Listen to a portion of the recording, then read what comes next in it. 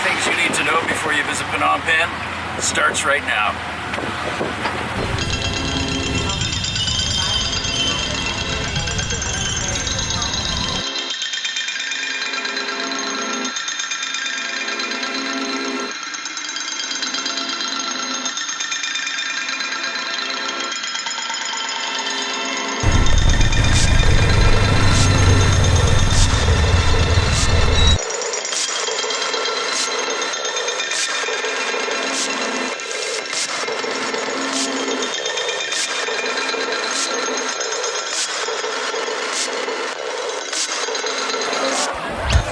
The local currency is the Cambodian rial, worth about 4,000 to $1. The larger notes are the 10,000 to 100,000. 500 and 1,000 notes are useful for change and small purchases. There are no coins circulated. The US dollar is the de facto currency of Cambodia, so if you arrive and all you have is USD, no worries. Most everything is priced in US dollars. There's no need to run out and change your dollars to rial, as when you make purchases, if your change due is less than $1, you'll get rial. If you want to have some rial on hand, almost any convenience store will change your dollars for you. There are money changers everywhere, and many ATMs accept international cards and will dispense USD. There's usually an approximate $5 service charge for withdrawals. Close to the borders of Vietnam, dong is also accepted, and baht near the Thai borders. So the other thing to be careful of with notes is to make sure you get good, nice, clean notes when you're doing an exchange. Now, some money exchangers might think you're unsuspecting and try to pass on maybe some substandard notes. The ones you really got to be particular about and refuse are the ones with tears in them, or ones that look really old or worn, because nobody else will take them. So just make sure you get nice, clean, good notes, US dollar.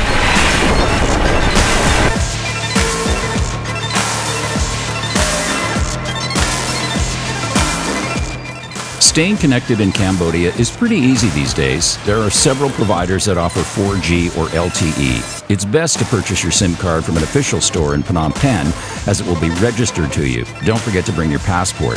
If you buy from a small shop or airport kiosk, they might not require a passport, but you can get shut off at any time. SIM cards on average run about $2. If they cost any more, then it's because they have numbers that are considered lucky. Beware of unlimited data plans. They usually throttle your speed once you've reached a certain threshold of consumption. On average, about 5 GB of data runs $5. Metphone, Smart, and Cell Card are the top providers.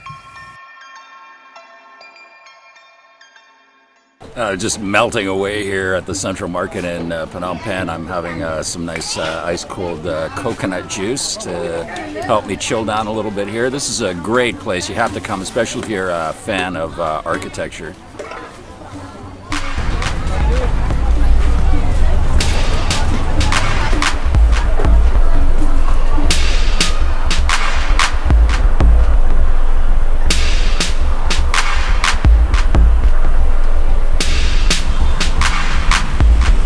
There are a variety of modes of transportation to get you around Phnom Penh. You can hire a taxi through an app like local Pass App Taxi or Grab. Forget trying to hail a cab, it's next to impossible.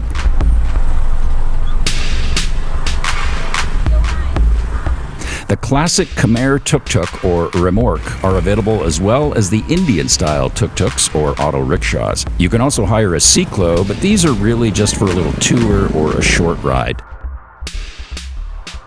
The Khmer tuk-tuk can accommodate up to 4 people. The auto rickshaw holds 2. Motorbike taxis are also available.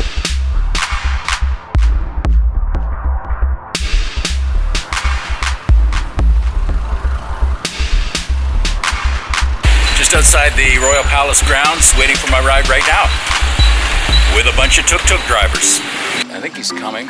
You'll notice everywhere around the capital there are eager tuk-tuk drivers anxious to get your business.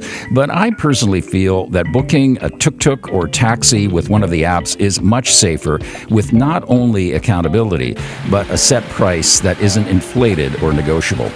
With Pass App Taxi, they don't give you the final cost of the trip. Grab does. A taxi is safer, as your personal belongings are not vulnerable to theft like they are in tuk-tuks, but the tuk-tuks are more fun and allow you to become more part of the atmosphere. So these tuk-tuks are great. I find them a lot more comfortable than the normal motorbike taxi. But just be careful with your personal belongings. People do get robbed, even on these things. The guys will come by, two-man bike team, and they'll snatch stuff right out of the tuk-tuk. So just keep your stuff close to you. Keep your bags around your shoulder or your neck. Theft is a real problem in Phnom Penh. Not only bag or purse snatching, but pickpockets. Decoys are often used as distractions, so be very careful in the tourist areas when strangers approach you. So a few times now out here in Phnom Penh, just wandering around shooting stuff for the video. Been warned a couple times by locals about watching my camera and stuff, so I know it's an issue here. You have to really be careful with your personal belongings, especially your items like cameras and phones and things like that when you're walking around. Definitely watch out. Probably not a good idea to be walking around with your phone out, checking messages, and your Instagram likes. Keep your items very close to you in outdoor cafes, and when using public seating, don't be like this dumbass and organize personal items and valuables out in the open, especially on a sidewalk. Keep your pack or bag very close to you. Don't let go of it at any time, as these places are constantly being watched for easy prey. Keep your camera strapped across your chest, and it's also not a bad idea to keep one hand on it as well. Passports and larger amounts of cash and credit cards should be locked up in your hotel room. People are targeted outside of bars and clubs later in the evening after a few too many, so be especially cautious there. Late night walks should be avoided around the city.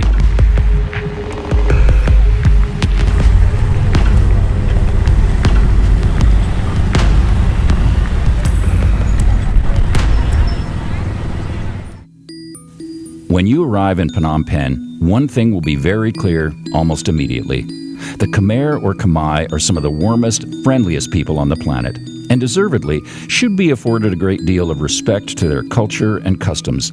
It's not just about remembering to take off your shoes before entering the shrine of a wat or temple, taking your hat off, keeping your shoulders covered, and wearing shorts that reach the knees. It's those things and more. 90% of the population is Buddhist and mostly carry themselves in a very modest way. Mirroring a culture of smiles and an easygoing attitude about doing business and conducting yourself with a modest image and approach will be much appreciated. There's no need to be insulting to a person or their goods when negotiating in a market. Joking and smiling and self-deprecation are much more appreciated and will be far more effective at reaching an agreeable price. Never be aggressive or angry. It never helps and can actually make things a lot worse. Women should not touch monks. No one should touch anyone, including a child, on the top of their head.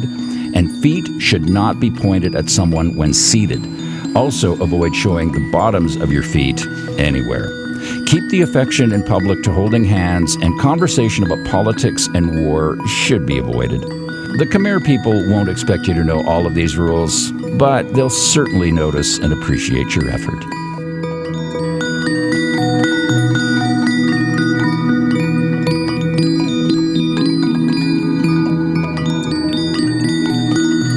Thanks again for watching the video. If you enjoyed that, please give me a thumbs up. There are more videos to watch from Cambodia, Vietnam, East Asia, Southeast Asia, and South Asia, so subscribe to the channel now.